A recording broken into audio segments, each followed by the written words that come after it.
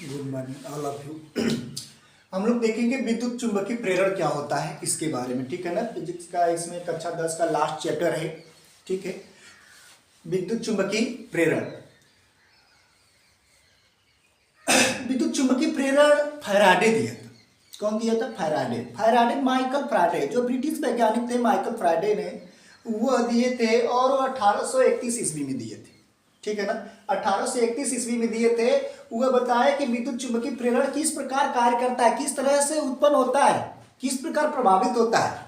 बताएं कि यदि चुंबकीय क्षेत्र में यदि परिवर्तन किया गया, इन्होंने बताया कि यदि चुंबकीय क्षेत्र ले लेते हैं, यदि चुंबक ले लेते हैं या चुंबकीय क्षेत्र कोई भी हो, अगर उसमें प्रवाहित करते हैं तो एक तार उसके पास रख दें, चाहे कुंडली रख दें, तो उसमें धारा प्रवाहित होने लगती है।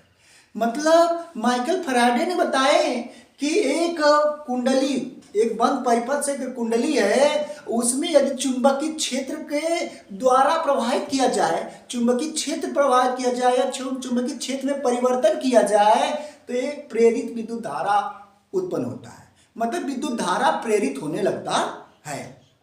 वही क्या है? विद्युत चुंबकीय प्रेरण। मतलब चुंबक के द्वारा, चुंबकीय प्रभाव के कारण जो विद्युत प्रतिरोध उत्पन्न होता है या विद्युत धारा प्रवाहित होता है या विद्युत धारा बहता है, वही क्या है? विद्युत चुंबकीय प्रेरण, ठीक है ना।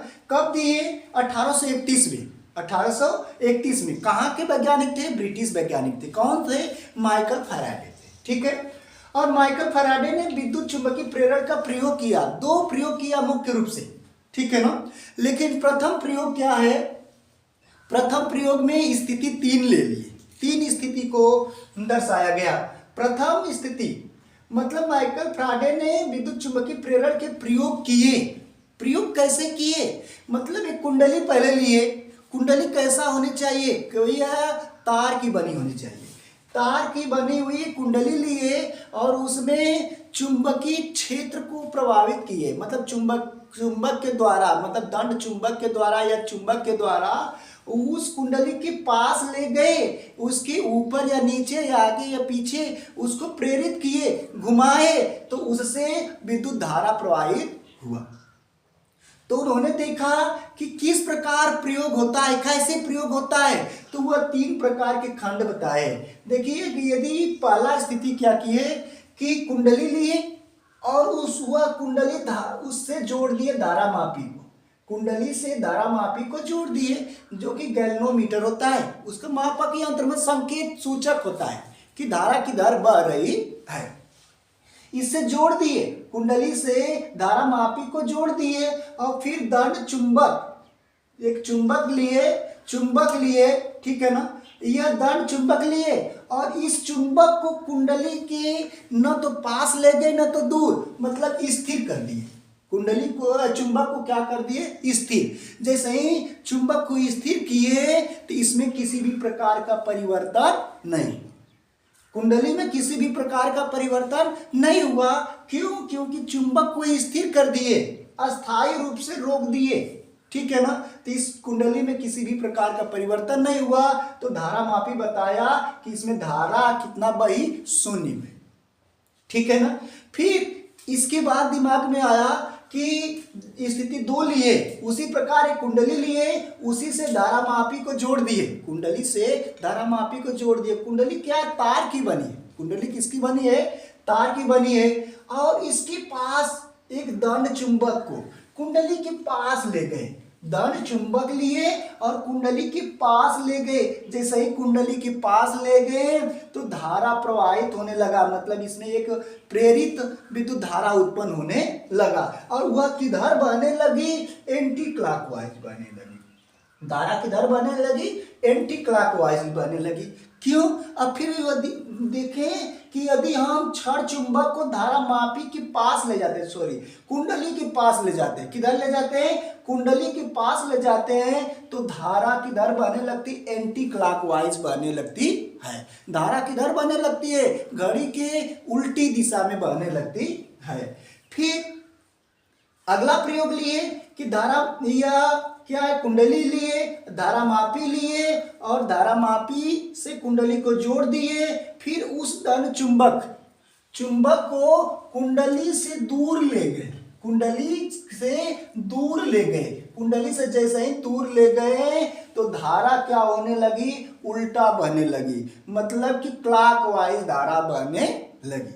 अब धारा किधर बहने लगी, धारा क्लॉकवाइज। इन तीनों प्रयोगों से उनका निष्कर्ष निकला कि यदि हम चुंबकीय प्रभाव में परिवर्तन करें या चुंबकीय क्षेत्र में परिवर्तन करें तो उससे विद्युत धारा प्रेरित होती है, मतलब विद्युत धारा बहने लगती है। यह प्रक्रिया क्या कहलाती है, विद्युत चुंबकीय प्रेरण कहलाती है। ठीक है ना, विद्युत चुंबकीय प्रेरण। मतलब यह तो पहला प्रयोग था। फिर दिमाग में उनके आया दूसरा, कहें कि अगर इस तरह से है तो कुंडली एक लिए, तब इसमें दो कुंडली लेते हैं, दो कुंडली को पास में रखें, दो कुंडली लिए और दोनों को सटा कर रखे और दोनों को स्थिर कर दिए, दोनों को क्या कर दिए, स्थिर अस्थाई कर दिए। कुंडली फर्स्ट को, कुंडली एक को प्राथमिक कुंडली कहा गया और कुंडली दो को द्वितीय कुंडली के नाम से जाना गया। अब इसमें बताएं कि कुंडली प्रथम में, किसमें, कुंडली प्रथम में, और कुंडली प्रथम में जैसे ही धारा प्रवाहित किए, ठीक है ना, कुंडली प्रथम में क्या किए, धारा प्रवाहित किए, क्या किए, धारा प्रवाहित किए, तो तुरंत कुंडली में धारा जैसे ही प्रवाहित किए तो धारा शून्य से अधिकतम चला गया, शून्य से अधिकतम चला गया, तो मतलब इसमें चुंबकीय क्षेत्र उत्पन्न होने लगा, चुंबकीय क्षेत्र उत्पन्न होने लगा। मतलब जैसे ही विद्युत धारा प्रवाहित किए तो कुंडली एक की ओर क्या उत्पन्न होने लगा, चुंबकीय क्षेत्र उत्पन्न होने लगा, और वह चुंबकीय क्षेत्र दूसरे वाले कुंडली को प्रभावित करने लगा। मतलब चुंबकीय बल रेखाएं दूसरी कुंडली की ओर भी प्रेरित होने लगी या इसको भी प्रभाव इस पर डालने लगी। जैसे ही दूसरी कुंडली पर मतलब कि चुंबकीय प्रभाव प्रभावित होने लगा तो इसमें विद्युत धारा उत्पन्न होने लगा। मतलब दूसरी कुंडली में भी विद्युत धारा प्रवाहित होने लगा। उसने तो एक कुंडली में विद्युत धारा प्रवाहित किया तो जो विद्युत धारा शून्य से तुरंत अधिकतम चला गया और तुरंत इसमें विद्युत चुंबकीय क्षेत्र उत्पन्न होने लगा। जैसे ही चुंबकीय क्षेत्र उत्पन्न होने लगा दूसरे वाले कुंडली को भी प्रेरित करने लगा, प्रभावित करने लगा। इसमें भी बल रेखाएं कार्य करने लगी, चुंबकीय बल रेखाएं कार्य करने लगी और चुंबकीय बल रेखाएं कार्य करने लगी, जिससे दूसरे वाले में भी विद्युत धारा प्रभावित होने लगा। मतलब दूसरे वाले कुंडली में भी विद्युत धारा बहने लगी। यह द्वितीय प्रयोग था, ठीक है ना, यह प्रथम प्रयोग था। और इनके प्रयोग से यह अनेक प्रकार के प्रयोग दिए। यह जैसे कि फ्लेमिंग में अपना नियम देने लगे कि फ्लेमिंग के दाएं हाथ का नियम, इसी नियम के अनुसार चलने लगा। किसके, विद्युत चुंबकीय प्रेरण के सिद्धांत पर बताए कि दाहिने हाथ की 3 अंगुलियों के लिए एक अंगूठा